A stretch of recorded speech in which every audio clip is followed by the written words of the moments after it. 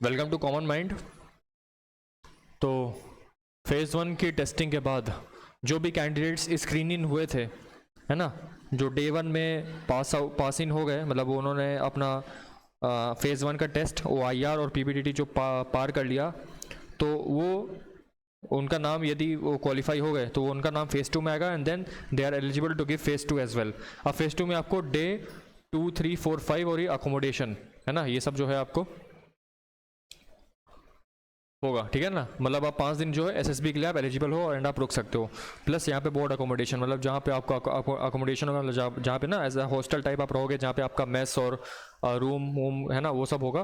Play वहाँ पे कुछ हो सकता है, कुछ भी, जैसे कहीं कहीं पे आपको प्लेइंग रूम भी मिल सकते हैं या कैफेटेरिया भी कहीं कहीं हो सकते हैं, तो आप देख लीजिएगा। बोर्ड अकोमोडेशन उसी को सब कहते हैं। बोर्ड अकोमोडेशन में ऑल अदर टास्क जैसे हॉस्टल, रूम, मेस, बाहर एन्जॉयमेंट रिफ्रेशमेंट एरिया या फिर पूल, पार्क, स्विमिंग, ये सब कुछ भी हो सकता है, ठीक है। तो वो सब आपका होगा, ये सब आपका फेज़ 2 में होगा। तो जितने भी कैंडिडेट्स हैं फेज़ 1 में जो स्क्रीन इन हुए हैं उनको कॉन्ग्रेचुलेशंस। एंड जो भी फेज़ 1 में नहीं हो पाए, तो आप सोचिए कि आप क्यों नहीं हो पाए, किस कारण से नहीं हो पाए, क्या कमी रह गई, कहाँ क्या कुछ मेरा वीक पॉइंट था, कहाँ रह गया। देखिए, एक्सेसर आपको अलग से बताने नहीं आएगा कि आप क्यों नहीं क्वालिफाई, वो बस उन चेस्ट नंबर्स का नेम या फिर वो चेस्ट नंबर्स बोलेगा जो क्वालिफाई हो गया, बस बाकी सबको छोड़ देगा वैसे ही, है ना। इसलिए आपको खुद देखना है, खुद एनालाइज करना है, खुद जज करना है कि मेरे अंदर कहाँ कमी रह गई, मैं क्या नहीं कर पाया। You have to analyse that and you have to work upon it, ठीक है। अगली बार जब आप एज अ स्क्रीन आउट बन के, मतलब है ना, दूसरी बार अगर आप SSB देना होगे तो ये सारे पॉइंट्स को ध्यान रखना और इनको इंप्रूव करके अच्छे से प्रेजेंटेशन देना, जिससे कि आप फेज़ 1 में एटलीस्ट स्क्रीन इन हो सकते हैं फेज़ 2 के लिए। once you are screened in, then you will be for these 4 days, है ना। 4 days आप अच्छे से देखोगे, SSB का प्रोसीजर जानोगे। फ्रेशर के लिए तो इंपॉर्टेंट नहीं होता, रिपीटर्स के लिए बहुत इंपॉर्टेंट होता है, बिकॉज यू नो उन लोगों ने एक बार सारे प्रोसेस देख चुके होते हैं तो उनको पता होता है। लेकिन फ्रेशर्स के लिए एक अच्छी जर्नी रहने वाली। Next 4 days will be your most enjoyable and you know resourcefulness. आपकी सभी चीज़ें यहाँ पे डिस्प्ले होंगी, सारी क्वालिटीज़ आपकी डिस्प्ले होंगी, है ना। आपको ये जो 4 दिन है ना, आपके जीवन के बहुत ही अनफॉरगेटेबल मोमेंट्स में से आएगा कि क्या क्या टास्क मेरे साथ हुए थे, कैसे मैंने उसमें परफॉर्म किया था, कैसे मुझे जजमेंट पास किया गया मेरे ऊपर, क्या क्या मैंने देखा, क्या क्या मैंने सीखा।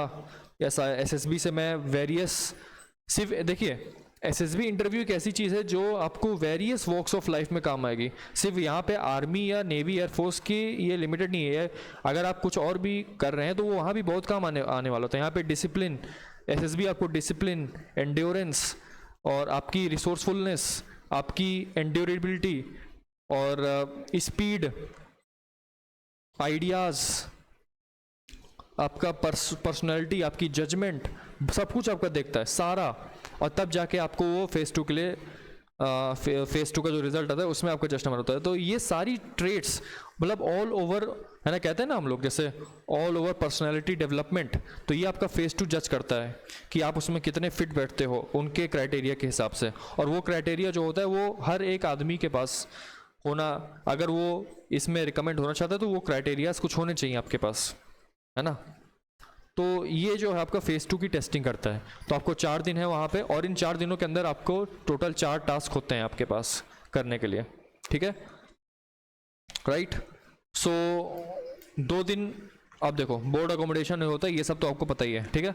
ये सब आपको नए चेस्ट नंबर्स अलॉट होंगे और आप अपने हॉस्टल में, है ना, और फिर आपको वो 10 या 10 to 15 ग्रुप्स में ऐसे करके बैचेस ऑफ स्टूडेंट्स बांटा जाएगा। 8 to 9 बैचेस लगते हैं। आपको रूम अलॉट किया जाएगा, आप वहाँ पे जाके रहेंगे, आपको सब कुछ प्रोवाइड किया जाएगा, बेडिंग से लेकर सारा कुछ, कबर्ड, लगेज रखने की जगह सारी, वो सब आपको प्रोवाइड कर दी जाएगी, उसकी चिंता मत करिएगा। मेस भी होगा, 3 times breakfast, lunch and dinner, वो सारी चीज़ें आपके लिए अरेंजमेंट की जाएगी, है ना। और आप फ्री टाइम में फ्री टाइम जो है आप वहाँ पे कहीं देख सकते हो, जैसे कैफेटेरिया में आप कुछ कर सकते हैं। ये सब जो है वो सारी चीज़ें जो बोर्ड अकोमोडेशन में आ जाएंगी, वो सब आप देख लीजिएगा। हम यहाँ पे जो मेन बात करना है वो डे 2, 3, 4, 5 में क्या क्या टेस्ट होंगे, किस टेस्ट के नाम क्या क्या होंगे, वो सब अभी हम देखेंगे, ओके। चलिए, so after successfully tackling phase 1 we now move towards phase 2, a critical phase है ना, हमने फेज 1 सक्सेसफुली इसको टैकल कर लिया, हैंडल कर लिया. We now move towards phase 2, a critical phase which will decide your recommendation from the board, है ना. फेज 2 एक ऐसा फेज है जो कि आपको आपकी रिकमेंडेशन को पक्का करेगा, आपके है ना, आपको ऑफिसर के लिए जो इनिशियल स्टेज होती है वो आपको उसको क्वालिफाई करवाएगा अगर आपने अच्छे से परफॉर्म किया है देन, है ना, आपके अंदर वो ट्रेड्स हैं तो आपको ऑब्वियसली लिया जाएगा from the board and will make you to qualify for the medicals and appearance in the merit list. अब देखो एसएसबी से रिकमेंड होने के बाद भी बहुत सारे प्रोसेस होते हैं, जैसे मेडिकल्स होता है और एयरफोर्स वालों के लिए एएफएस वो सीपीएसएस और पीएबीटी होता है, ठीक है, ये दोनों चीज़ें होती हैं. फिर उसके बाद आपका मेरिट लिस्ट में भी नाम आना चाहिए, तब जाके आपको फाइनल जो है लेटर आता है कि अब आप एनडी अकेडमी ज्वाइन कर सकते हैं, right. So these things will make you, है ना, इतने सारे प्रोसेस होते हैं तो ये सारी हर एक प्रोसेस का, हर एक स्टेप का, हर एक फेज़ का अपना महत्व होता है. यहाँ पे हम फेज़ 2 की बात कर रहे हैं बिकॉज फेज़ 2 अगर आपने एक बार क्लियर कर लिया तो बाकी के फेजेस आपके लिए आसान होते हैं. हाँ, मेडिकल थोड़ा सा टफ होता है बिकॉज यहाँ पे आपकी पूरी बॉडी देखी जाएगी अच्छे से, लेकिन जनरली लोग कर जाते हैं. लेकिन पहले उसके लिए आपको क्वालिफाई तो होना पड़ेगा, तो उसको उस क्वालिफिकेशन के लिए आपको एसएसबी का टेस्ट देना पड़ेगा, है ना. तो एसएसबी जो है आपकी डे 2, 3, 4, 5 में चलेगी and that is the most important phase, क्योंकि ये आपकी ऐसी एसएसबी एक ऐसा बोर्ड है जो आपको पूरा जज करता है, पूरे शरीर, ये आपका माथे, शरीर, है ना, सर से लेके पैर तक पूरा जज कर लेगा आपकी क्या क्या पर्सनैलिटी, पूरा आपको छान देगा, पूरा रिफाइन कर देगा क्या क्या देखता है, right. So all the best आपको, है ना, फेज 2 के लिए. एंड अच्छे से जो भी जितने भी इंस्ट्रक्शंस हैं अच्छे से करिएगा, अपना बेस्ट देने का ट्राई करिएगा, ठीक है. आइए अब देख लेते हैं थोड़ा फेज 2 टेस्टिंग के बारे में बात कर लेते हैं कि क्या क्या होता है, ठीक है. फेज 2 टेस्टिंग जो आपकी एसएसबी होती है दैट कंसिस्ट ऑफ 900 मार्क्स, ठीक है. 900 मार्क्स की आपकी एसएसबी होती है टोटल. अब सुनिए, पहली बात तो जो आपका रिटन पेपर होता है वो भी होता है 900 मार्क्स का, राइट. उस 900 में से 300 आपका मैथमेटिक्स ले जाता है एंड 600 आपका जनरल एबिलिटी टेस्ट होता है. सो दैट टोटल जो आपका पूरा रिटन होता है वो 900 का होता है. उसके बाद जो आपका एसएसबी होता है ये भी टोटल 900 का होता है, यानी कि 900 + 900 कितना हो गया, 1800. तो जो आपकी फाइनल मेरिट लिस्ट बनती है that final merit list consists of 1800 marks. उस 1800 मार्क्स में से आपको आपके 900 जो रिटर्न के होते हैं और 900 आपके एसएसबी इंटरव्यू के होते हैं, राइट. अब आते हैं एसएसबी इंटरव्यू के बारे में जो ये 900 मार्क्स का है.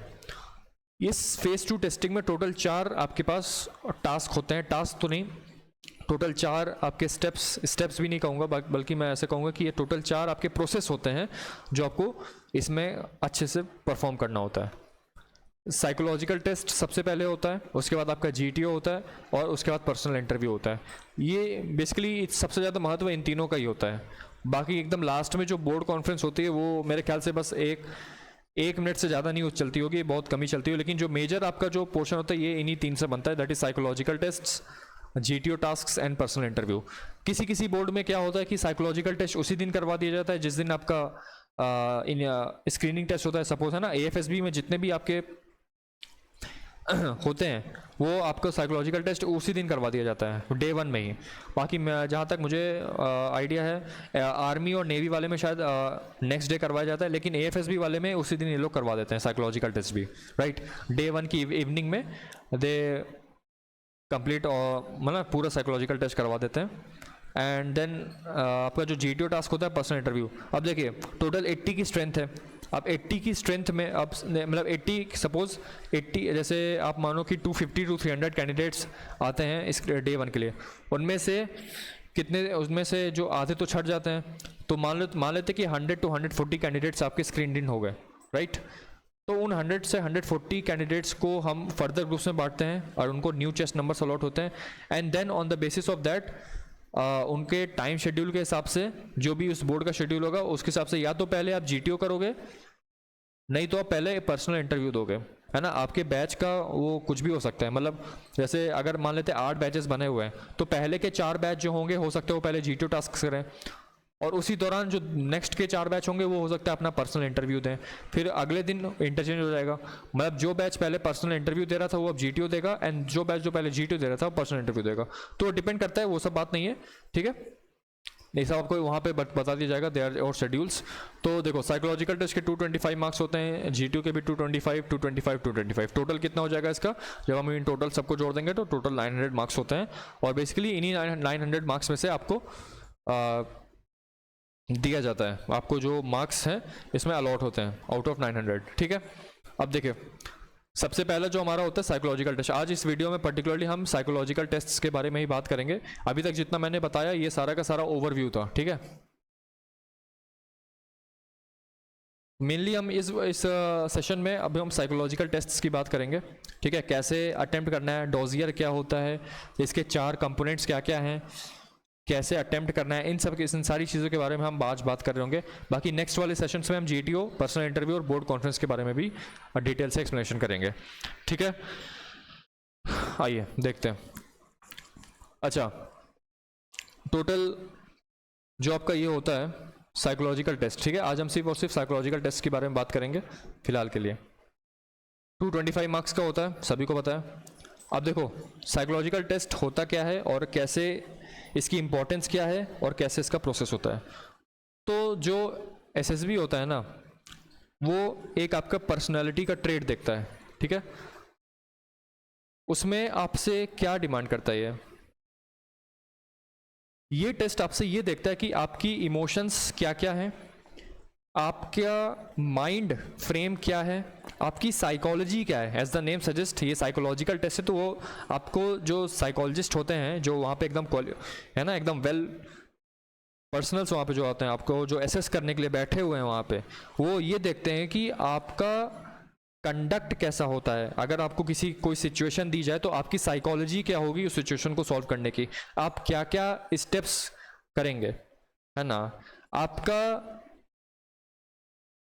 रिएक्शन किसी पर्टिकुलर प्रोसेस के लिए क्या होगा, आपकी बिहेवियर क्या होगी, ठीक है ना। आपका जो फास्ट रिएक्शन स्टिमुलस है, मतलब कि रिफ्लेक्स जो है वो कितना तुरंत एक्टिवेट होता है अगर आपको कोई सिचुएशन दी जाए। आपके सामने कोई स्टोरी चल रही है तो फटाफट आप उसके बारे में क्या लिख सकते हो, क्या आपके मन में आता है, ठीक है, ये बताता है। और डे टू डे लाइफ में, जो नॉर्मल लाइफ में हम जो चीज़ें एक्सपीरियंस करते हैं उसको हमें वहाँ दिखाना होता है ना। मैंने आपसे पहले भी कहा है कि कोई भी सुपरफिशियल या बहुत हाई फाई आइडिया नहीं रखना है, कोई ज़रूरत नहीं है। जो आप अपनी डे टू डे लाइफ में करते हैं, जो वेरियस स्किल्स आपने सीखी हुई हैं day to day life situations को हैंडल करने के लिए, वही सेम चीज़ें आपको लिख देनी है, ठीक है, वही सेम चीज़ वहाँ पे बतानी है। बिकॉज अगर एक बार आपने साइकोलॉजिकल टेस्ट में कुछ लिखा है ना, तो एक्सेसर को यही लगेगा कि आपकी ये क्वालिटीज़ हैं आपके अंदर, आपका यही साइकोलॉजिकल है। और ये साइकोलॉजिकल टेस्ट आगे जाके जो इंटरव्यूअर होता है ना, वो आपसे इन्हीं सारे पॉइंट्स के बेसिस पे बात करेगा। आपने जो क्वालिटीज़ अपने अंदर दिखाई हैं इस टेस्ट के अंदर, वही सेम क्वालिटीज़ आपसे GTO भी पूछेगा और वही इंटरव्यू भी वही पूछेगा, ठीक है। तो हमेशा इस बात का ध्यान रखना है, कोई हाई फाई आइडिया नहीं लिखना है, कोई ऐसी चीज़ इसमें नहीं करनी है जो कि आपने बिल्कुल कभी करी ही ना हो, है ना। नेचुरल रहिए, पेशेंस में रहिए, अच्छे से लिखिएगा अपने ट्रेड्स के हिसाब से। जो आपके माइंड में जो आपका पहला थॉट आता है कोई भी वर्ड देखे, है ना, जैसे यहाँ पे एक टेस्ट है हमारे पास, वर्ड एसोसिएशन टेस्ट। तो कोई भी वर्ड देख के आपके अंदर क्या वो पहला जो फर्स्ट थॉट आता है वो आपका साइकोलॉजी को डिफाइन करता है। थीमेटिक या परसेप्शन टेस्ट, जैसे हमारा PPDT हुआ था, PPDT वाले टेस्ट में क्या होता है, आपको सिर्फ वहाँ पे एक पिक्चर दिखाएगी, आपने उस पिक्चर के बेसिस पे एक स्टोरी बनाई अपनी है ना। और स्टोरी बनाते समय ये ध्यान रखना है कि प्री डिफाइंड नहीं होना चाहिए, पहले से आप कहीं रट के आए हो और अपने ऐसा नहीं होना चाहिए, है ना। To the point, minute thought making story होनी चाहिए, मतलब वहीं पे तुरंत आपने पिक्चर देखी तो स्टोरी बनाई। अब जैसे इसमें और PPDT में डिफरेंस क्या होता है, PPDT में आपको सिर्फ एक पिक्चर दिखाई गई, यहाँ पे आपको सीरीज ऑफ कॉन्टिन्यूअस 12 पिक्चर्स दिखाई जाएंगी, राइट। आपको जो है 12 पिक्चर्स दिखाई जाएंगी एक के बाद एक। पहली पिक्चर आपको दिखाई गई स्लाइड पे, वो 30 सेकंड के लिए रहेगी, सब कुछ ऑब्जर्व करके आपको स्टोरी लिखनी है। उसके बाद 4 मिनट तक ब्लैंक हो जाएगी स्क्रीन, 4.5 मिनट तक। उसके बाद फर्दर आपको जो है दूसरी पिक्चर दिखाई जाएगी, फिर वो 4.5 मिनट लेगी, वो 30 सेकंड के लिए आपको दिखाई जाएगी, फिर ब्लैंक हो जाएगी। तो ये सारी बातें हैं, हम बाद में बात करेंगे। उसी तरह सिचुएशन रिएक्शन टेस्ट, बहुत सारी सिचुएशंस आपको दी जाएंगी, तो आपका साइकोलॉजी क्या होता है, आप कैसे सॉल्व करते हो, कैसे आप रिसोर्सेज का अच्छे से इस्तेमाल करते हैं, कैसे आप हेल्प करते हैं, कैसे सिचुएशन को टैकल करते हैं, ये सब देखा जाएगा। सेल्फ डिस्क्रिप्शन टेस्ट में आपका जो है आपके बहुत सारे ट्रेट्स पे, जैसे आपके टीचर, आपके पेरेंट्स, आपके रिलेटिव्स, आप अपने बारे में, या फिर आप क्या पर्सन हैं, ये सारी की सारी चीज़ें आपको उसमें लिखनी पड़ेगी। That is all about it. Okay, so ये पूरा का पूरा टेस्ट नियरली 3 आवर्स का होता है। 3 आवर्स से लेकर 3.5 आवर्स तक का पूरा टेस्ट होता है। बहुत ही हेक्टिक होता है, इसलिए फुल्ली प्रिपेयर्ड होके जाइएगा। थोड़ा सा एडिक्वेट रेस्ट ले लीजिएगा। रेस्ट लेना ज़रूरी है, बिकॉज है ना, माइंड को एक्टिवेट होने के लिए आपको रेस्ट करना पड़ेगा। न्यूरॉन्स को थोड़ा सा एक्टिवेट करने के लिए आप रेस्ट ले लीजिए अच्छे से, एंड देन बी रेडी। मैंने आपको ऑलरेडी बता रखा है कि इसका ड्रेस कोड क्या होता है। ड्रेस कोड साइकोलॉजिकल टेस्ट के लिए वैसे तो आपको वहाँ बता दिया जाएगा, that you have to wear formals, you have to be in formals. Okay, आपको फॉर्मल्स में आना है। जो जिस ड्रेस में फॉर्मल्स में जो आपने रिपोर्टिंग की थी, हो सकता है आप वही ड्रेस पहन के चलो, नहीं तो अगर आपने एक नया सेट लाया तो आप वो पहन के चलो, लेकिन you have to be in formals, है ना। आपको एक plain shirt and black trousers और ब्लैक ये शूज़, ये आपको पहन के आना है, right. So you have to be in, वैसे आपको इंस्ट्रक्शंस वहाँ दे दिए जाएंगे, एंड प्रायोरिटी बेसिस पे आपको यही पहनना चाहिए वहाँ पे। ड्रेस कोड आपको पता है। मटेरियल्स, साइकोलॉजिकल टेस्ट में आपको पेन की रिक्वायरमेंट होगी, पेन आपके पास होना चाहिए, एक, है ना। 2 पेन रख लीजिएगा for emergency case, 2 dot pen, है ना, और चाहे तो आप एक पेंसिल इरेजर भी रख सकते हो। It's up to you. एक मतलब मैं कह रहा हूँ कि एक एडिक्वेट राइटिंग मटेरियल होना चाहिए। प्लस आपको एक फॉर्म होगा, जैसे मैं यहाँ पे मैंने लिखा है personal information questionnaire, PIQ form कहते हैं इसको, PIQ। And this PIQ form is basically एक आपको एक ऐसा फॉर्म मिलता है वहाँ पे, and this PIQ is basically for the interviewer. मतलब इंटरव्यू, जो आपका जो इंटरव्यूअर ऑफिसर होंगे, वो आपका इंटरव्यू इस PIQ के बेसिस पे ही लेंगे। अब PIQ क्या होता है, कैसे भरा जाता है, इसमें और क्या क्या रिक्वायरमेंट्स होती हैं, तो ये सारी चीज़ें आपको मैं अभी आगे सेक्शन में, सेगमेंट में बताऊंगा। फिलहाल तो आपको एक एडिक्वेट राइटिंग मटेरियल ले जाना है, ठीक है, और हो सके तो अपने साथ कुछ सर्टिफिकेट्स भी लेते जाएगा, बिकॉज कुछ सर्टिफिकेट्स यहाँ PIQs में आपके लगेंगे। PIQ तो एक थोड़ा बाद में होगा, पहले जो है आपका मेन ये 4 टेस्ट होंगे ना। ये जो 4 टेस्ट मैंने यहाँ पे लिखे हुए हैं, ये 4 के 4 टेस्ट वो भी कॉन्जिक्यूटिवली होंगे। ऐसा भी नहीं होगा कि आपको कोई ब्रेक मिले, कॉन्जिक्यूटिव होंगे, इसलिए प्रिपेयर्ड रहिए, फुल्ली प्रिपेयर्ड रहिए। बहुत लिखना पड़ेगा, हेक्टिक होगा, माइंड थोड़ा सा मतलब ना, क्या कहते हैं उसको, थोड़ा सा बर्नआउट जैसा फील होगा, लेकिन आपको हैंडल करना है। यही आपकी एंड्योरेंस दिखाता है ना। लगातार 12 पिक्चर्स को लिखना है, and that is a massive task, so you have to be prepared for it. ठीक है, ये मैंने आपको इसका ओवरव्यू दिया। नाउ लेट अस डिस्कस, हमको इंडिविजुअली इन सारे टेस्ट के बारे में डिस्कस करते हैं। ठीक है, मैंने आपको बताया कि इसका ऑब्जेक्टिव ये होता है कि day to day life solving में कैसे हम उसको सॉल्व करते हैं। मोस्ट कन्वीनियंट रिजल्ट क्या होता है किसी भी पर्सन, है ना, कोई भी सॉल्व करने का। अगर किसी की पर्सनैलिटी जज करनी है आपको, तो उसका कन्वीनियंट मेजर क्या होता है, रिजल्ट, वो सब आपको देखा जाएगा, राइट। अगर आपकी अपब्रिंगिंग कैसे हुई है, आपका जो सोशल कल्चर है, जो आपका अपब्रिंगिंग हुआ है ना, अपॉर्चुनिटीज़ क्या क्या आपको मिली हैं, एक्सपोजर आपका कितना हुआ है, ये सारी चीज़ें जो हैं आप अपने उसमें लिखोगे, है ना। जो जैसे भी आपकी अपब्रिंगिंग हो, जैसा आपका एटमॉस्फेयर हुआ है, आप जाहिर सी बात है आप वैसे लिखेंगे। अब सपोज़ कोई एक कैंडिडेट है, वो रूरल एरिया से है, तो वो रूरल लाइफ लिखेगा, स्टोरी में कुछ ऐसा लिख दिया। अब कोई अर्बन लाइफ से, तो वो अर्बन लाइफ के बारे में लिखेगा, good parks and good buildings ऐसा। या फिर कोई कहीं से भी आ रहा है, कोई किसी भी बैकग्राउंड से आ रहा है, सोशियो इकोनॉमिक बैकग्राउंड है, अपब्रिंगिंग है, या फिर आप कह दो कि आपके एक्सपीरियंसेस क्या क्या रहे हैं पास्ट में, पास्ट लाइफ एक्सपीरियंसेस। आपका इमोशनल इंटेलिजेंस कितना है, कितने इमोशनल हैं आप, क्रिएटिव क्वेश्चन, है ना, आप कहीं से ट्रेनिंग लेके आए हैं क्या, किसी चीज़ से प्रिपेयर कर रहे हैं SSB के लिए, तो वहाँ भी आपका वहाँ पे देखा जाता है। ठीक है ना, ये सारी चीज़ें हैं जो आपसे देखी जाती हैं। ठीक है, अच्छे से, है ना, बस इस बात का ध्यान रखिएगा कि नेचुरल रहिएगा, रियलिस्टिक आइडियाज़ लिखना है। कोई भी हाई फाई, सुपरफिशियल ये सब नहीं लिखना है, बिकॉज ये सारी अगर आपने एक बार लिख दी ना तो इंटरव्यू ये समझेगा कि साइकोलॉजिस्ट आपको ये समझेंगे कि हाँ ये सब इसको आता है, तो इससे जो है इंटरव्यूअर पूछ सकता है। अगर आप वहाँ इंटरव्यू में अगर आप अपनी इस वाली बात को जुटला देते हैं, मतलब आप बोलते हैं ऐसा नहीं है, तो आप पे फिर एक क्वेश्चन मार्क आता है कि आपको अपने बारे में नहीं पता कि आप क्या हो। ठीक है, तो इस बात का देखिएगा। तो आइए डिस्कस करते हैं। PIQ वाले में मैं अलग से इसका बनाऊंगा, मैं अलग से आपको इसको ब्रीफ कर दूंगा, ठीक है, इसको क्या करते हैं। आइए अब आते हैं सबसे पहला टेस्ट जो हमारा होता है ना, यहाँ पे जो मैंने 4 टेस्ट लिखे गया, thematic perception test TAT, word association test वैट, situation reaction test SRT and self description test SDT। अब ये होते हैं हमारे कैंडिडेट्स। डोजियर, डोजियर क्या होता है, तो डोजियर के बारे में भी थोड़ा जान लेते हैं। डोजियर एक आपका बुकलेट होता है ना, बुकलेट होती है आपकी, जिसमें आपको इन विच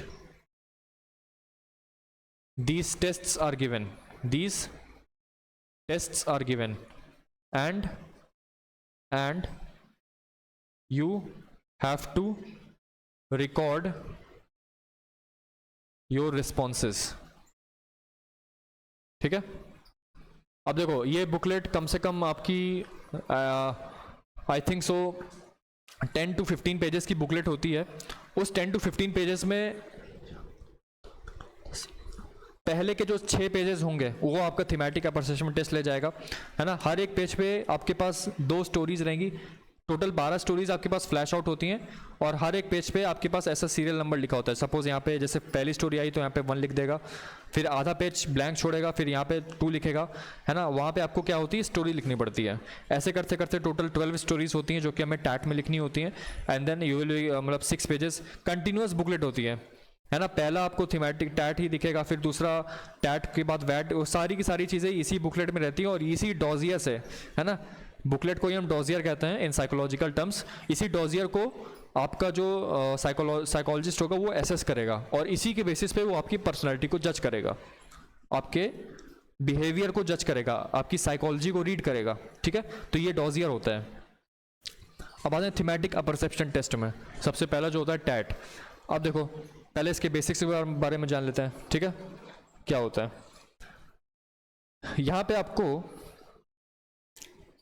जैसा आपका PPDT होता है ना, PPDT में क्या होता था, प्रोजेक्टर से एक पिक्चर डिस्प्ले होती थी स्क्रीन पे, एंड विद इन 30 सेकेंड्स आपको स्क्रीन पिक्चर को ऑब्जर्व करना होता था, and you have to record your observations on the answer sheet.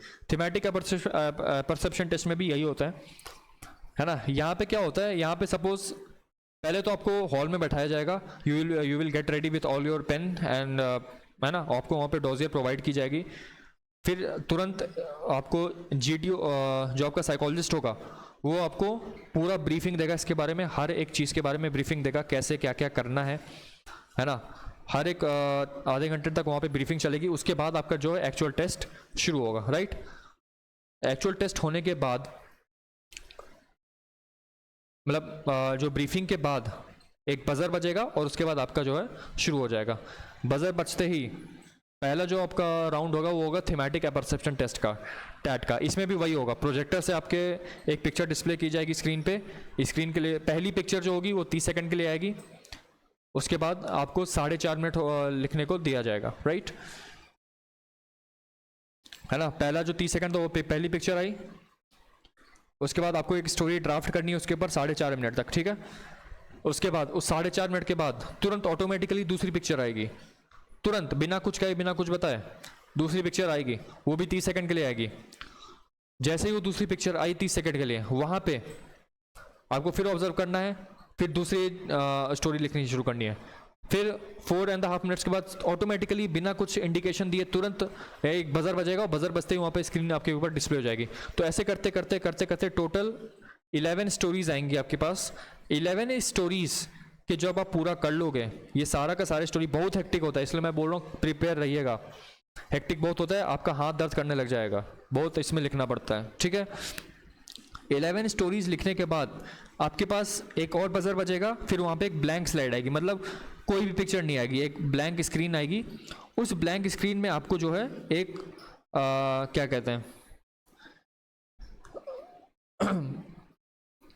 क्या उसको बोलते हैं ब्लैंक स्टोरी। ब्लैंक स्टोरी मतलब आप कोई भी अपने हिसाब से कोई भी स्टोरी लिख दो, ठीक है, ये सारा होता है। ये तो हो गया आपका ओवरव्यू। अब इसको समझना कैसे है, इसको क्या क्या करना है, क्योंकि लिमिटेड टाइम है तो जल्दी जल्दी आइडियाज़ को हमें फ्रेम आउट करना होता है, फ्रेमवर्क करना होता है। अब देखो ये टैट तुम्हें क्या बताता है, आपकी ऑब्जर्वेशन पावर जो आपकी पीपीटीटी में देखी गई है, आपकी इमेजिनेशन कितनी बढ़िया है, आप अपनी लाइफ से उसको कैसे जोड़ पा रहे हैं ये भी आप देखो, ठीक है।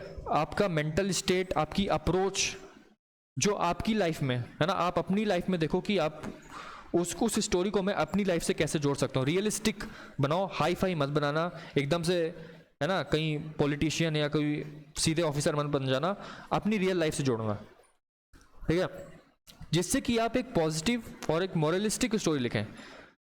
मॉरल्स यहाँ पे रिक्वायरमेंट होती है, हर एक स्टोरी पॉजिटिव हो नेगेटिव हो, है ना। एनवायरनमेंट आप देख लो, कभी कभी कोई अच्छी पॉजिटिव स्टोरी आ जाएगी, कभी कभी नेगेटिव आ जाएगी, कभी कभी कोई ऐसी स्टोरी आ जाएगी जिससे कोई आप एकदम से सरप्राइज हो जाओगे, अरे ये क्या हो गया। हमेशा हर एक चीज़ को पॉजिटिव सेंस में लीजिए, नेगेटिव है उसको भी पॉजिटिव में लाइए, हो सके मिनिमम जितना हो सके आप उसको पॉजिटिव में लाइए मैक्सिमम, ठीक है। नहीं आ रहा है तो अगर आपको नेगेटिव में लिखना ही है तो एक ऐसा लिखा दो कि हाँ ये कोई ऐसा कुछ एक्सीडेंट या कुछ ऐसा हो गया, लेकिन मैं इसको कैसे करेक्ट करूं वो भी आप लिखिए, ठीक है। आपको भी यहाँ पे एज, मूड, नंबर, ये सारा का सारा जो है बैकग्राउंड अच्छे से ऑब्जर्व करो भाई, बैकग्राउंड में क्या क्या चल रहा है, कहीं कौन सा सीन है, क्या सीन की कहाँ का सीन है, सीन में चल क्या रहा है, साइड बाय साइड हर एक चीज़ को अच्छे से ऑब्जर्व करो, वो देखो, है ना। ये सारी चीज़ें जो है आपको इसमें टैट में बतानी पड़ेंगी। पीपीटीटी से सिमिलर ही है, बस यहाँ पे क्या है कि यहाँ पे लगातार back to back total 12 stories आती हैं, तो यहाँ पे आपको लिखना पड़ता है। हर एक स्टोरी के लिए टोटल 4.5 मिनट होता है, ठीक है। टैट में आपकी वही इमेजिनेशन को बेसिकली देखा जाता है, ठीक है। डिज़ायर्स आपके क्या हैं, आप सिचुएशन हैंडल कैसे कर रहे हैं, आप हैंडलर कैसे हैं, ठीक है।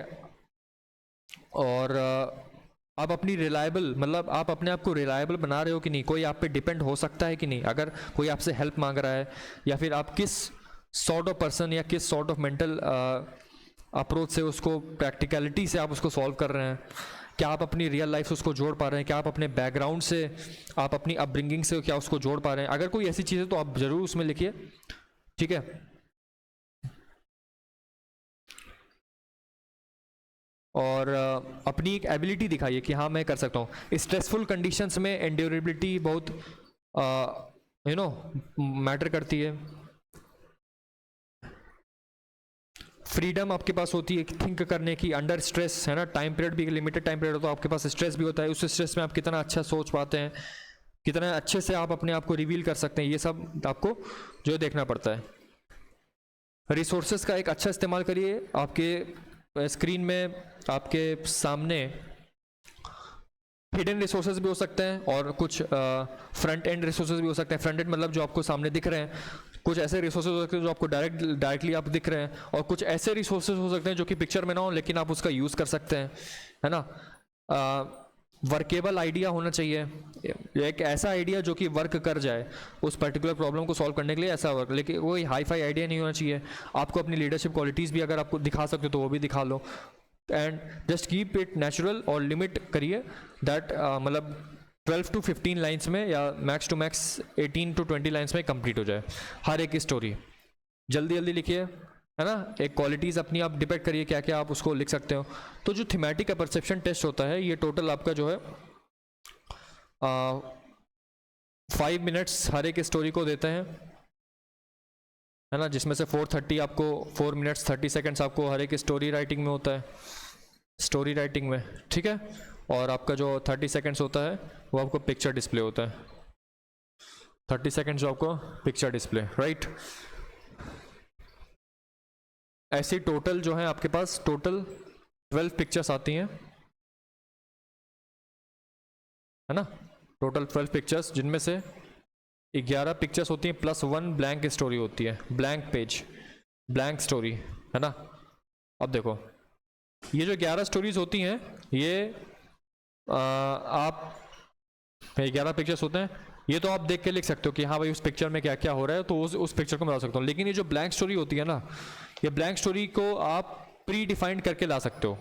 प्री डिफाइंड मतलब पहले से बना हुआ, आप कुछ भी ला सकते हो कि क्या मैं हूँ।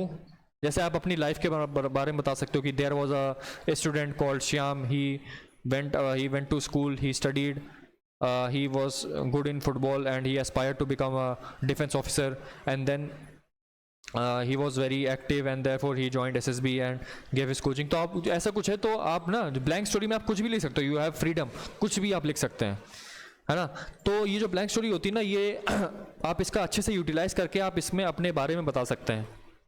फॉर एग्जाम्पल, जैसे आपको क्या, आपकी क्या क्या हैबिट्स हैं, आप आगे जाके क्या करना चाहते हैं, या फिर कोई ऐसा स्टूडेंट है जो स्कूल में था फिर and he aspire to become a defence officer, या फिर कुछ और भी आप लिख सकते हो। जरूरी नहीं कि आप डिफेंस के बारे में लिखो, कुछ और भी, लेकिन चूंकि आप एक डिफेंस का एक कर रहे हैं तो आप अगर आप डिफेंस के आइडिया डालेंगे तो that will give you an upper as. Blank story में आप कुछ भी लिख सकते हैं, थोड़ा सा अच्छा ही लिखिएगा, and that must be something related to your own life, your upbringing, आपकी अपब्रिंगिंग कैसे हुई, आप थोड़े से ट्रेड्स उसमें डाल सकते हैं अपने हिसाब से, ठीक है। ये अच्छे से करिएगा। ये आप मान के चलिए कि आप अपने बारे में ही लिख रहे हैं, आप अपने बारे में कुछ ऐसे लिख रहे हैं, आप अपने बारे में कुछ बता रहे हैं लीडर्स को, एक्सेसर्स को, ठीक है। ये वो आपकी ब्लैंक स्टोरी थी। ब्लैंक स्टोरी का यही पर्पस होता है कि बच्चा इंडिपेंडेंट होता है सोच के लिए, उसको एक अच्छा जो पहले की 11 स्टोरीज है उससे जो स्ट्रेसफुल टाइम जो निकला है वहाँ पे वो अपने स्ट्रेस को निकाल सकता है और अपने अंदर की बात को वो लिख सकता है, ठीक है। ये आपकी होती है ब्लैंक स्टोरी। तो ये जो है आपका पूरा थीमेटिक का परसेप्शन टेस्ट जो होता है टैट, ये आपको इन सब चीज़ों में देखता है, ठीक है।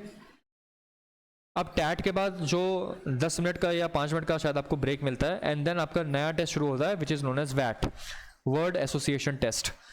अब देखो ये कैसे होता है वर्ड एसोसिएशन टेस्ट। वो लग रहा है कि वर्ड को कैसे एसोसिएट किया आपने। अब जैसे मैंने आपसे बोला ना कि जो आपका डॉजियर है, डॉजियर में आपके पहले के जो 6 पेजेस है वो आपका टैट कवर करता है स्टोरी राइटिंग के लिए।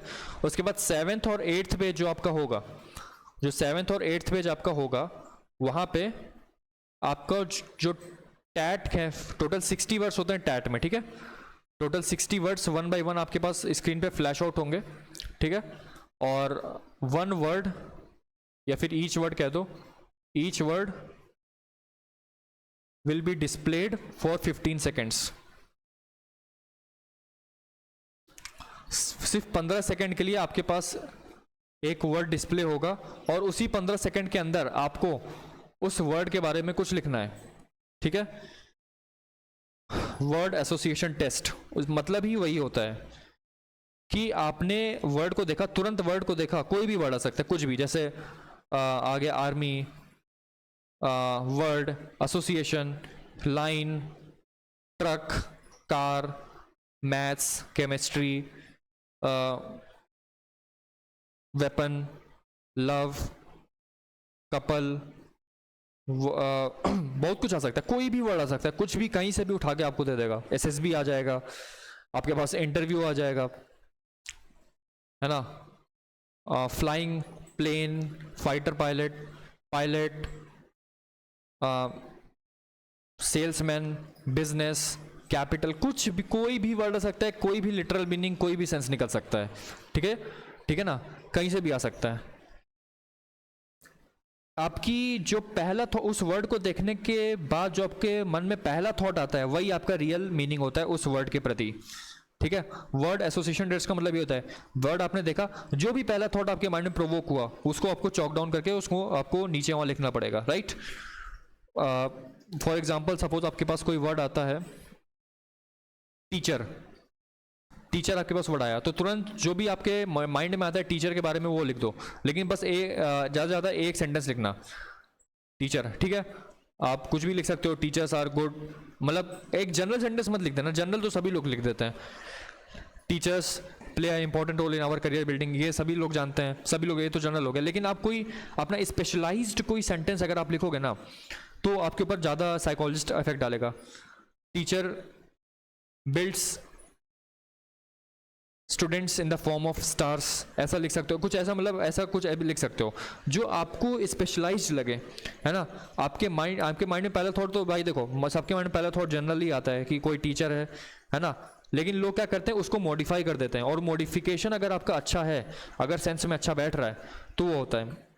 पहले थॉट में तो सभी को जनरल में ही आता है कि हाँ भाई टीचर हमें है, एक स्टूडेंट की करियर बिल्ड में काम आता है। अगर कोई ट्रक है तो ट्रक एक व्हीकल है, कार है तो वो एक व्हीकल है, वेपन है तो गन एक वेपन है, रोज है, रोज तो रेड होता है, रोज रेड होता है, सनफ्लावर येलो होता है। तो ये तो जनरल सेंटेंसेस है, और ये हमारे पहले थॉट आता है। तो लेकिन उस पहले थॉट को मैं मॉडिफाई करके उसको अच्छा बना सकता हूँ, कैसे बना सकता हूँ वो आपकी डिपेंड करता है।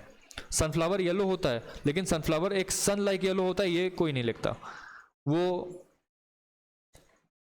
Shine like a sunflower, be like a sunflower, ये कुछ ऐसे सेंटेंसेस है, इंपेरेटिव सेंटेंसेस है, जो एक अलग से आपको पहली बात तो कमांड नहीं करना है आपको। आप एक कोई थॉट लिख सकते हो, है ना, कोई भी थॉट लिख सकते हो, आप कोई लोगो लिख सकते हो किसी, है ना, किसी भी ऑर्गेनाइजेशन का लोगो लिख सकते हो। अगर कोई ऑर्गेनाइजेशन का वर्ड आया तो आप उसका लोगो लिख सकते हैं, आप उसकी जगह कुछ और मेंशन कर दो, है ना। जनरल तो सब लोग लिखते हैं, जनरल फिर आप ऐसा रह नहीं जाएगा, मतलब आप एक एवरेज के कैटेगरी में माने जाओगे। आपको अपनी तरफ से कुछ और अंदर दिखाना है स्पेशलाइज्ड करके, तो आपको लिखना पड़ेगा। You have to pen down your very first thought that comes in your mind. और वेरी फर्स्ट थॉट जनरल भी हो सकता है, उस जनरल को मॉडिफाई करना होता है, ठीक है।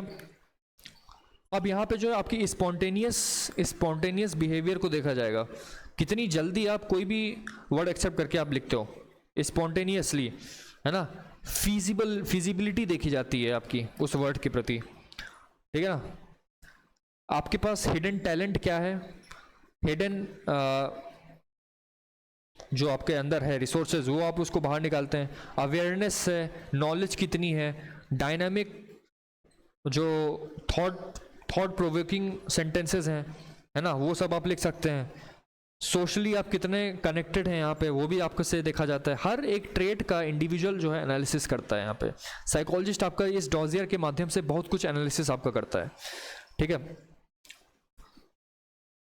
नेचुरल रहिए, बार बार मैं इसको बोल रहा हूँ, नेचुरलिस्टिक इज द की, ये बहुत इंपॉर्टेंट की है फॉर योर सिलेक्शन। नेचुरल रहिए, कोई भी हाई फाई अपने आप को मत बताइए, वरना वो आप तुरंत रिजेक्ट हो जाएंगे। सुपरफिशियली कोई भी चीज़ नहीं होती है ना, आर्टिफिशियल कुछ नहीं होना चाहिए, सबका सब नेचुरल होना चाहिए, राइट। एंड यही सब है, अच्छे से बात को ध्यान रखिए। और 15 सेकंड्स के लिए हर एक वर्ड डिस्प्ले होगा, हर एक वर्ड जो है आपका 15 सेकंड के लिए डिस्प्ले होगा, और टोटल यहाँ पे 60 वर्ड बैक टू बैक आएंगे, यहाँ पे कोई आपको टाइम नहीं मिलेगा। इसलिए ये भी रिग्रेस होता है, बहुत ही टोटल, है ना, ये बहुत क्या कहते हैं, हेक्टिक होता है, जल्दी जल्दी आपको लिखना होता है। तो देखो, ऐसा आज तक कोई कैंडिडेट नहीं हुआ जिसने 60 के 60 वर्ड लिखे हों। मैक्सिमम 55 टू 57 तक जाता है, कोई भी ऐसा कैंडिडेट नहीं है जिसने 60 वर्ड लिखे हों, है ना। तो आपको क्या करना है, मैक्सिमम आपको लिखना है, एटलीस्ट आप इतना करिए कि आप 45 प्लस जाइए, नहीं तो अगर मिनिमम है तो 40 प्लस तो आपको रहना ही। अगर 40 से कम लिखोगे तो चांसेस कम होते हैं।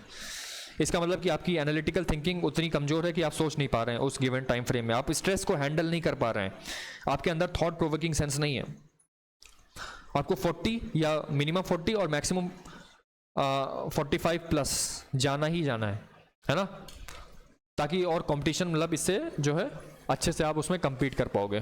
तो टोटल यहाँ पे 60 वर्ड्स होते हैं 15 सेकंड के लिए, तो ये वाला टेस्ट आपका कितना मिनट लेगा, टोटल 900 सेकंड्स लेगा। 900 सेकंड्स कितना हो जाएगा, टोटल 15 मिनट्स जो है आपका ये जो टेस्ट है आपका ले लेगा, ठीक है, 15 मिनट्स। और ये वाला टेस्ट आपका कितना लेगा, टोटल 5 मिनट लगते हैं एक स्टोरी के लिए, टोटल 12 है, तो टोटल 60 मिनट्स, यानी कि 1 घंटा, राइट, 1 आवर, ठीक है ना। 1 आवर का ये वाला टेस्ट हो जाता है आपका 60 मिनट्स का, ठीक है। और आपका ये वर्ड एसोसिएशन टेस्ट कितने का, 15 मिनट्स का होता है, ठीक है। तो आपके पास एक एडिक्वेट राइटिंग मटेरियल होना चाहिए। अगर इंक खत्म हो गई तो दो पेन्स लेके जाइएगा, पहले बता रहा हूं मैं, क्योंकि यहाँ पे आपको लिखना बहुत पड़ेगा, ठीक है। अब आते हैं तीसरे टेस्ट पे, जो कि हमारा होता है सिचुएशन रिएक्शन टेस्ट। अब देखो, सिचुएशन रिएक्शन नाम से पता चल रहा है कि किसी सिचुएशन में आप कैसे रिएक्ट करते हैं, आपका पहला थॉट क्या आता है, आपका पहला एक्शन क्या होता है उस पर्टिकुलर सिचुएशन को लेके, आप उस सिचुएशन को हैंडल कैसे करते हैं, है ना। बहुत सारी क्रिटिकल सिचुएशंस दिए जाएंगे, कुछ ऐसी सिचुएशन दी जाएगी जो आपकी रियल लाइफ से रिलेटेड हो, आप कभी ना कभी, ऐसा तो है नहीं कि हर एक आदमी का जीवन परफेक्ट है, कुछ ना कुछ सिचुएशन हमारे पास ऐसे आते हैं जो कि कभी कभी हो सकता है, कभी कभी अच्छे सिचुएशन आ जाए, कभी कभी बुरे आ जाएं। तो हर एक आदमी किसी ना किसी फेज लाइफ से गुजरता है। रियल लाइफ में वो जितनी सिचुएशंस हैंडल करता है उनमें से कोई सिचुएशन भी आपके पास यहाँ सामने इस वाले टेस्ट में आ सकती है। नाम है सिचुएशन रिएक्शन टेस्ट, यानी कि आप सिचुएशन में कैसे रिएक्ट करते हैं। ठीक है, अब यहाँ पे एक बात को ध्यान रखिए, ये जो सिचुएशन है ना, ये वर्ड या पिक्चर को लेके नहीं है, ये पूरी सिचुएशन ही डिस्क्राइब कर रहा है। आप समझ रहे हैं, ये पूरी सिचुएशन डिस्क्राइब कर रहा है। यहां पे क्या होता है, यहां पे ना आपको जो डोजियर है, डोजियर तो आपके पास रहेगा। डोजियर में जो वैट के जो दोनों पेजेस हो गए, अब उन दोनों पेजेस के बाद यहाँ पे आपके पास सिचुएशन रिएक्शन टेस्ट के लिए जो नेक्स्ट 4 पेजेस होंगे वहाँ पे आपको कॉलम्स बने होंगे। यहाँ पे भी टोटल आपके पास 60 सिचुएशंस दी जाती हैं। जैसे वर्ड एसोसिएशन टेस्ट में टोटल 60 वर्ड्स होते हैं, यहाँ पे भी आपको 60 क्वेश्चंस दिए जाते हैं। 60 सिचुएशंस कह दो बेसिकली, है ना, सिचुएशंस। 60 सिचुएशंस की आपके पास एक बुकलेट होती है, एक क्वेश्चन बुकलेट आपको अलग से प्रोवाइड की जाएगी। ठीक है ना, question booklet will be provided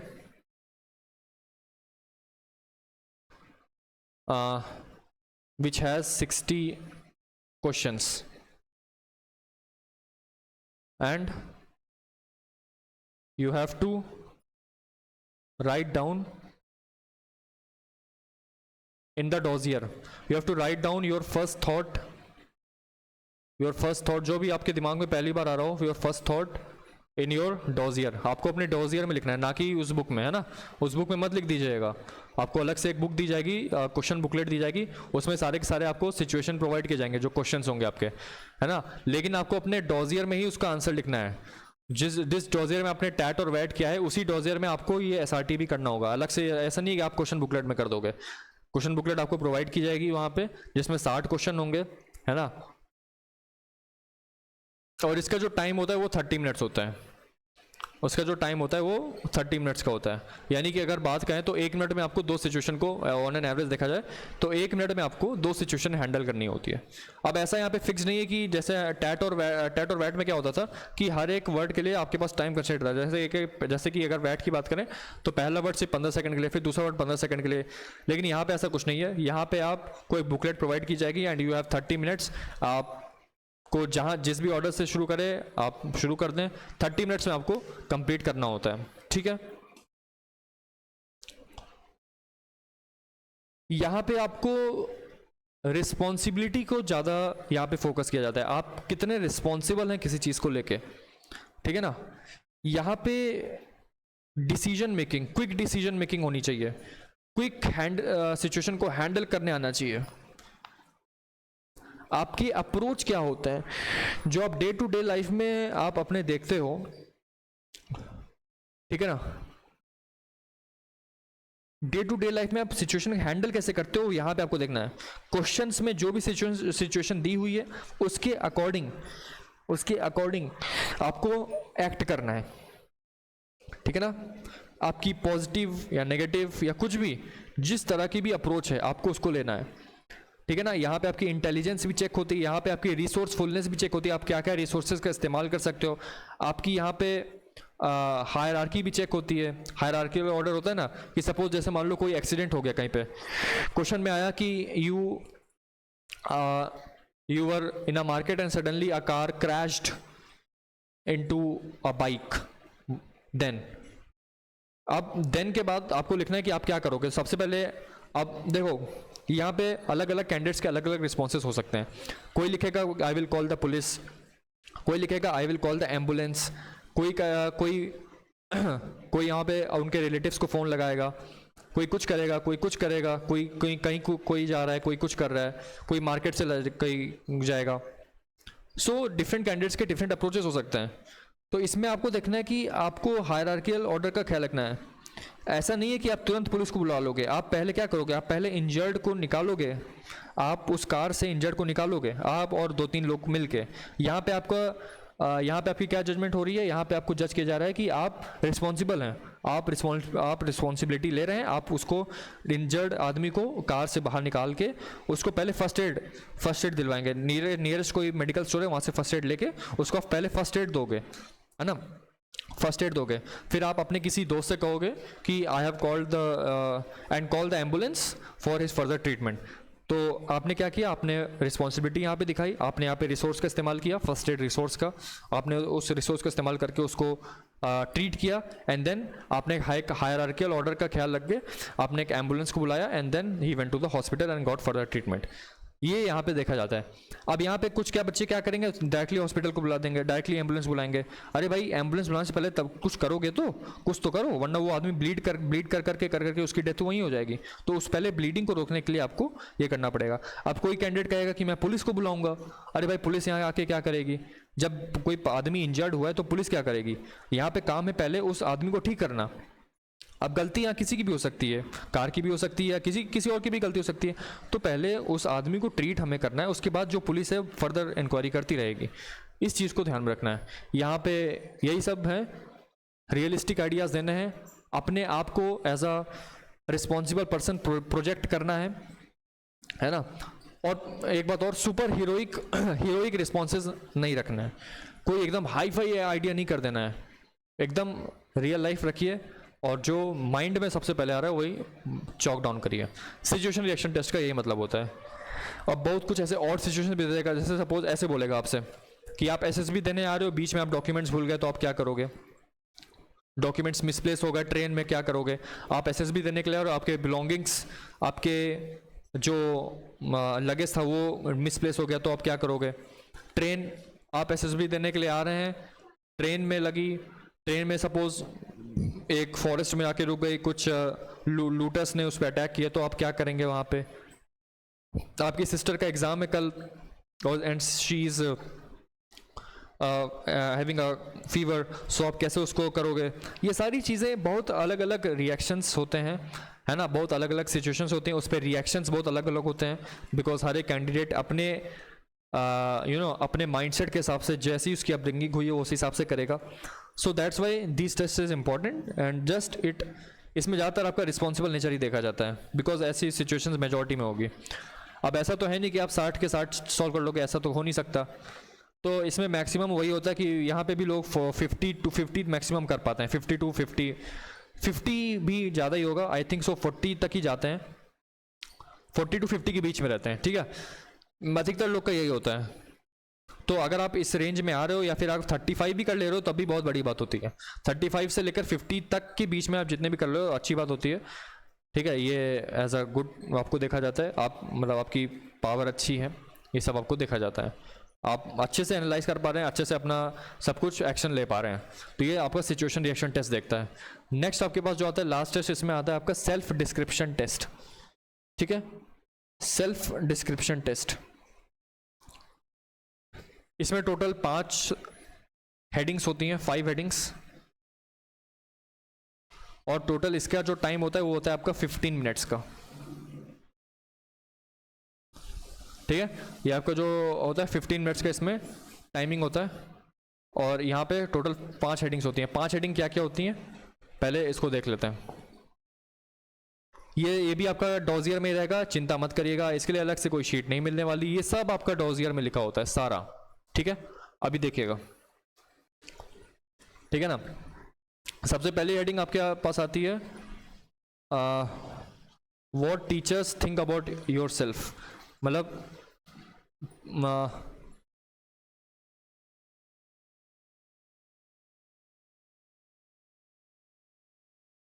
what do teachers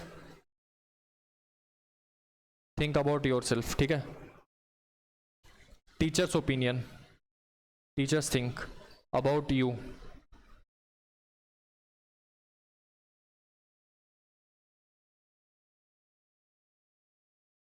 parents opinion,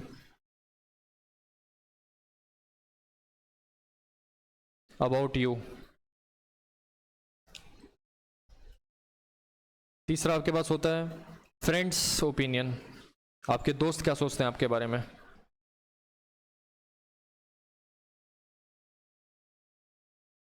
चौथा आपके पास होता है what do you think about yourself, मतलब आप अपने बारे में क्या सोचते हैं।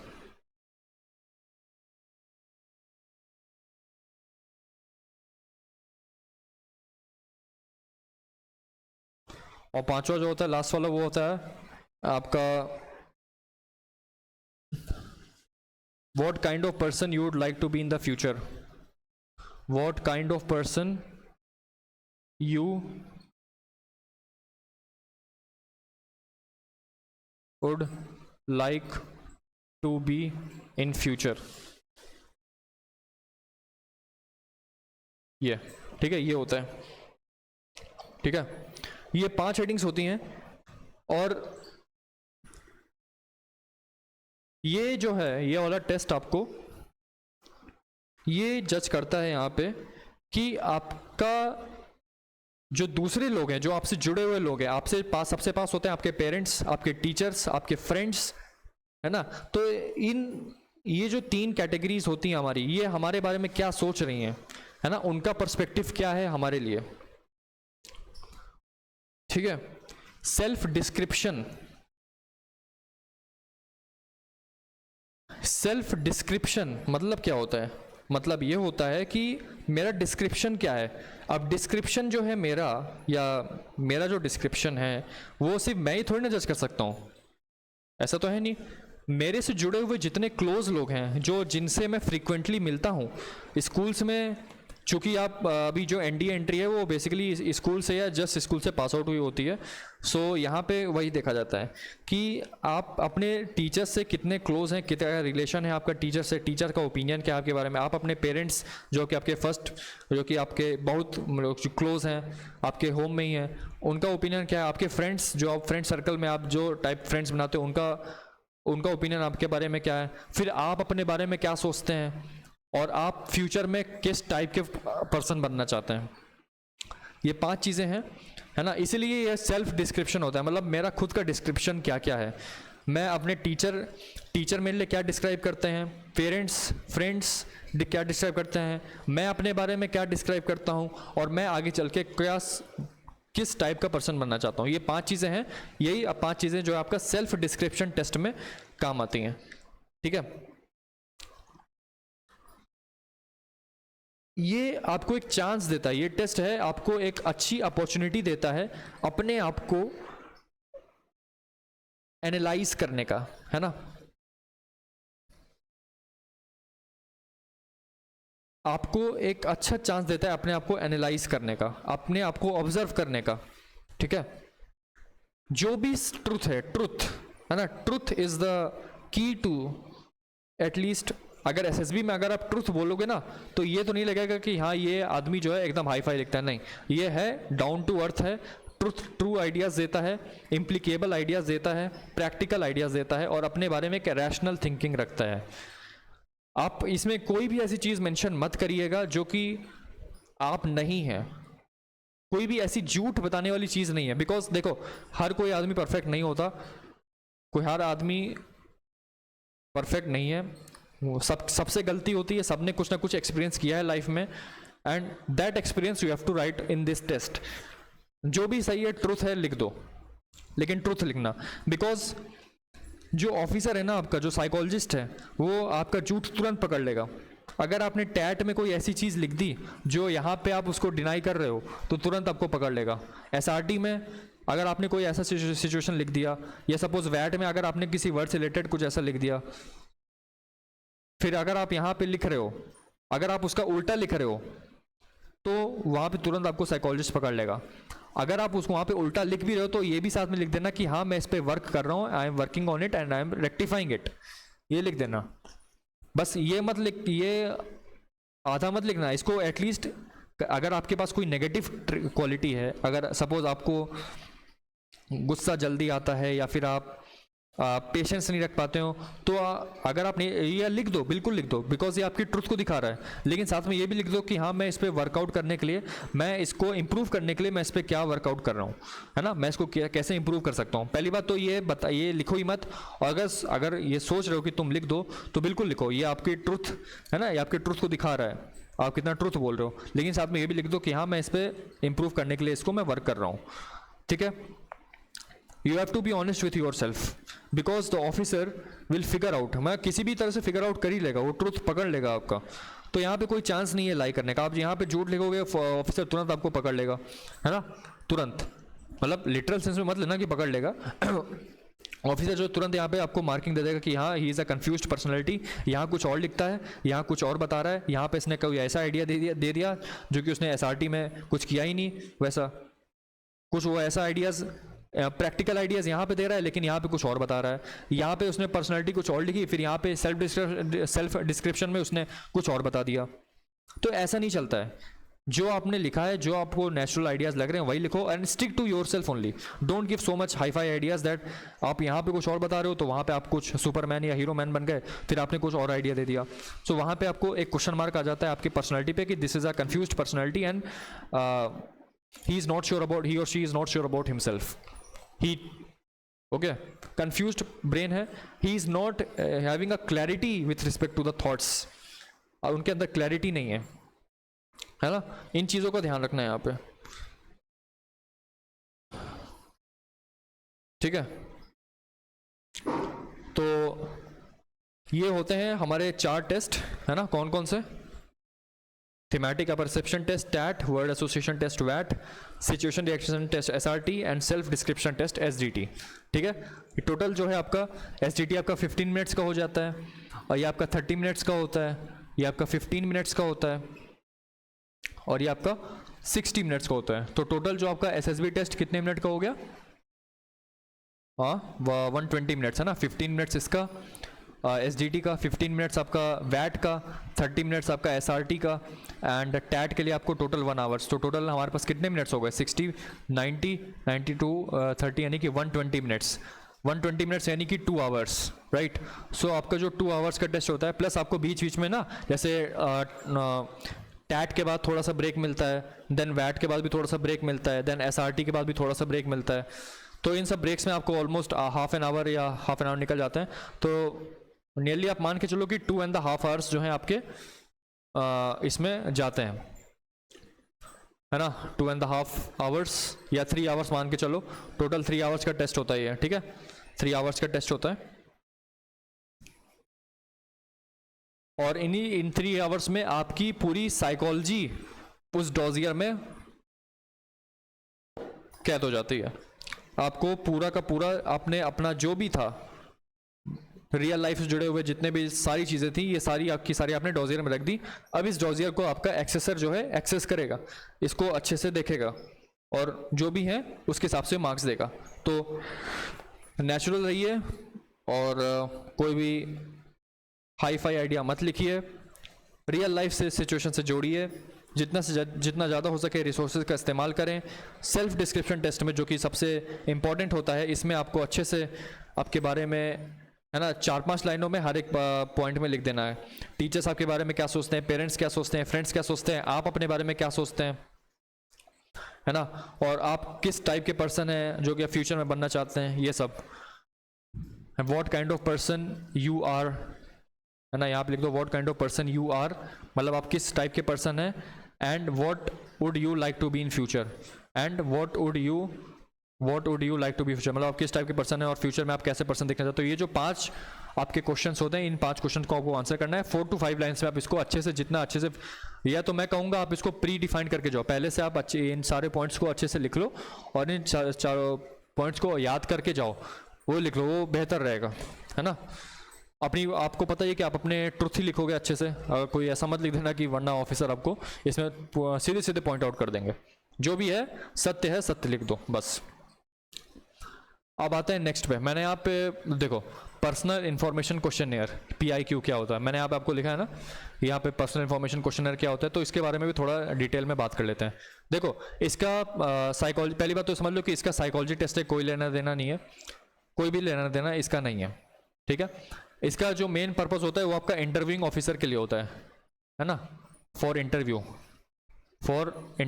ये इंटरव्यू के लिए होता है। This is basically for interview only. इसका साइकोलॉजी से कोई रेलेवेंस नहीं है, कोई इसका मतलब नहीं है। अब देखो, जब आपके 3 घंटे का जो रिग्रेस टेस्ट था साइकोलॉजी का वो हो गया, हॉल में बैठे बैठे वो हो गया, उसके बाद आपको एक फॉर्म मिलता है, PIQ फॉर्म। 2 फॉर्म्स आपको मिलते हैं, राइट।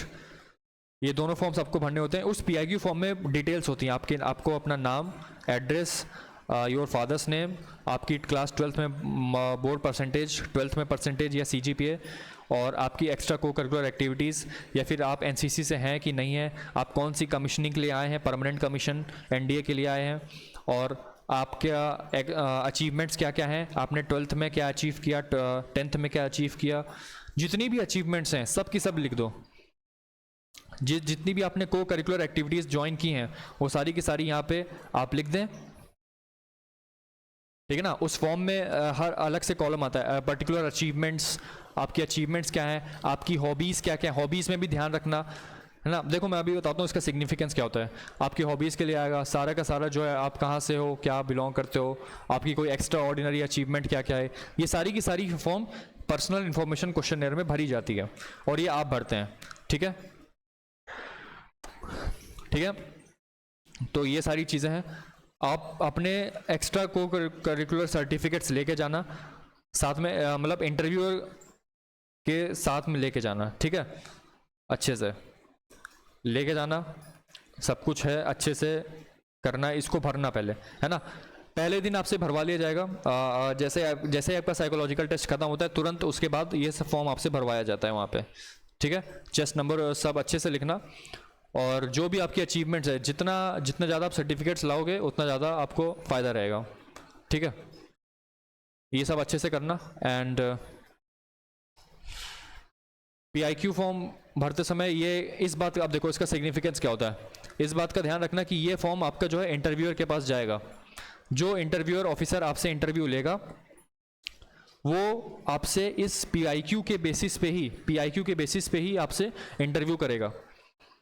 जो चीज़ें आपने PIQ में लिखी हुई हैं, आपकी हॉबीज़, आपके इंटरेस्ट्स, आपके अचीवमेंट्स, आपके एक्स्ट्रा को करिकुलर में आपने क्या किया, आपके परसेंटेज से रिलेटेड, आपके अभी एग्जामिनेशन जो आपने दिया उससे रिलेटेड, आपसे AFSB यानी कि एयरफोर्स में आप जा रहे हैं तो एटलीस्ट उसके बारे में थोड़ी जानकारी होनी चाहिए। क्या फाइटर पायलट है, कौन कौन से प्लेन्स हैं, नई क्या क्या डिफेंस एडवांसमेंट्स हुई हैं हमारे कंट्री में, क्या लेटेस्ट में चल रहा है, जनरल नॉलेज, करंट अफेयर्स, ये सारी चीज़ें जो हैं, जो जितनी मैंने अभी तक बोली। PIQ का देखो अलग सा, इंटरव्यू के टोटल 225 मार्क्स होते हैं, उसमें से मैं आपको सेपरेट वीडियो में बताऊंगा उसके बारे में, है ना, वो आपका होता है वहाँ पे इंटरव्यू में। तो उसमें से आपका PIQ का बहुत इंपॉर्टेंट रोल होता है। वो आपकी ना जो अपने यहाँ पे लिखा हुआ है आपके अचीवमेंट्स क्या क्या, तो वो आपको दिखाता है कि आप कितने कम्पिटिटिव हैं, आप पढ़ाई से थोड़ा सा हट के और भी क्या क्या चीज़ें कर रहे हैं। पढ़ाई तो चलती है बिल्कुल, वो तो प्राइम इंपॉर्टेंस है, उसी के बेसिस पे आप यहाँ पे आए हैं, because you have qualified for written. तो ये सारी चीज़ें हैं, ये सब आपको देखना होता है, ठीक है। और इसीलिए PIQ फॉर्म इंटरव्यू के लिए बहुत इंपॉर्टेंट होता है। इसका साइकोलॉजी से कोई रिलेवेंस नहीं है, इस बात का ध्यान रखिएगा। आपको जो भी जितना साइकोलॉजी का टेस्ट था, डोजियर का था, वो निकल गया। PIQ फॉर्म आपका सीधे इंटरव्यूअर के पास जाएगा and he will assess you on the basis of this form. इसलिए जो भी लिखिएगा अच्छे से लिखिएगा। यहाँ पे हॉबीज़ और इंटरेस्ट्स, मैं पहले से बता रहा हूँ, यहाँ पे हॉबीज़ और इंटरेस्ट नाम का एक कॉलम होगा। सिर्फ और सिर्फ यही हॉबी लिखिएगा, वही हॉबी लिखिएगा जो आपको एकदम अच्छे से आती हो, जो आपका, जिसमें आपका इंटरेस्ट एकदम अच्छे से हो, एकदम एम्बेडेड हो, अच्छे से, बिल्कुल एकदम ऐसा है ना कि आप दिल से उसको कर रहे हो, तो वो सब लिखिएगा। ऐसा नहीं कि आप क्रिकेट, जैसे बहुत बच्चे क्रिकेट लिख देते हैं, बहुत बच्चे न्यूज़पेपर रीडिंग लिख देते हैं, बहुत बच्चे नॉवल लिख देते हैं कि मुझे नॉवल पढ़ना पसंद है, मुझे कॉमिक्स पढ़ना पसंद है। अरे वो एक्चुअली क्या होता है ना कि इंटरव्यूअर आपको फंसा देगा। वो आपसे बोलेगा कि okay, if you are a comic fan then give me the names of 3 comics, give me the names of 3 novels. तो वहाँ पे आप अटक जाते हो, है ना। जो भी काम करना है दिल से करना है, और वही चीज़ आपको हॉबी और इंटरव्यू में लिखना है। एक्स्ट्रा कोकरिकुलर अचीवमेंट्स में जिस कंपटीशन में आप जा रहे हैं, जिस एक्टिविटी में आप पार्टिसिपेट कर रहे हैं, उसके बारे में सारी डिटेल्स ले लो। अगर जैसे सपोज आप एथलीट हो एक, तो एथलीट हो तो 100 मीटर, 200 मीटर, 300 मीटर में वर्ल्ड रिकॉर्ड क्या है, इस स्पोर्ट्स में कौन कौन है, टाइमिंग क्या है वर्ल्ड रिकॉर्ड की, ये सारी चीज़ें आपसे इंटरव्यूअर पूछेगा वहाँ पे। He is a very practical, मतलब प्रैक्टिकल वो देखता है कि आपने इस स्पोर्ट्स में पार्ट लिया, अच्छी बात है, लेकिन क्या आप स्पोर्ट्स के बारे में और भी थोड़ा जानते हो। अब बहुत बच्चे क्रिकेट लिखते हैं लेकिन उनको यही नहीं पता होता है कि और ग्राउंड की क्या क्या है, पिच कितने मीटर की होती है, पिच सपोज 22 अगर उनको पता भी है तो वो inner circle, outer circle, power play, ये सब क्या होता है ये सब नहीं पता होता। अब इंटरव्यू आपसे पूछ लेगा who is your favourite sports cricketer and why do you admire him और हर, तो ये सब आपसे पूछ सकता है। ये सब भी ऐसा नहीं कि आपको सिर्फ क्रिकेट के बारे में बताओ, क्रिकेट से रिलेटेड जो जितनी फेमस पर्सनैलिटीज़ हैं, जितने फेमस डिसीजंस हुए हैं या कोई भी, तो वो सब आपको पता होना चाहिए, because interviewer can ask any thing and कुछ भी पूछ सकता है आपसे। he is just not limited to that sport, he will ask you anything from it and you should be ready prepared for it। उसके बाद अच्छे से ये सब लिखना है ना। PIQ फॉर्म आपके इंटरव्यू का ऑलमोस्ट 40 to 50% रोल प्ले करता है, तो जो भी भरना अच्छे से भरना। इसके लिए आपको तुरंत 1-2 घंटे मिलते हैं, आराम से बैठ के भरिएगा, है ना। इंस्ट्रक्शंस आपको वहाँ पे ऑफिसर प्रोवाइड करेंगे, हॉल में ही बैठे रहना है आपको, हॉल में ही पूरा अच्छे से सारी चीज़ें रहेंगी, इंस्ट्रक्शंस फॉलो करके उसमें आपको फॉर्म भरना होता है, ठीक है। चलिए ये सारा आज के लिए इतना ही, है ना। तो that's it for psychology test. ये आपके साइकोलॉजी टेस्ट के लिए हो गया, है ना। एक बार आपने साइकोलॉजी टेस्ट दे लिया, देन अगले दिन से आपको GTO टास्क के लिए, है ना, now get ready for GTO task. GTO task अगले दिन से आपके शुरू हो जाएंगे। सो जैसे ही आप साइकोलॉजी का टेस्ट देके आते हैं, सबको पता है भाई हेक्टिक कितना होता है, इतना सब लिखने के बाद रेस्ट जो है आपको चाहिए होता है। You have to take rest जो है आपको बिल्कुल लेना ही पड़ेगा, ताकि आप अगले दिन के लिए GTO के लिए प्रिपेयर हो, बिकॉज GTO टास्क वो भी होते हैं अच्छे खासे, उनमें भी आपकी स्ट्रेंथ स्टेमिना रिक्वायरमेंट होती है। So all the best and thank you.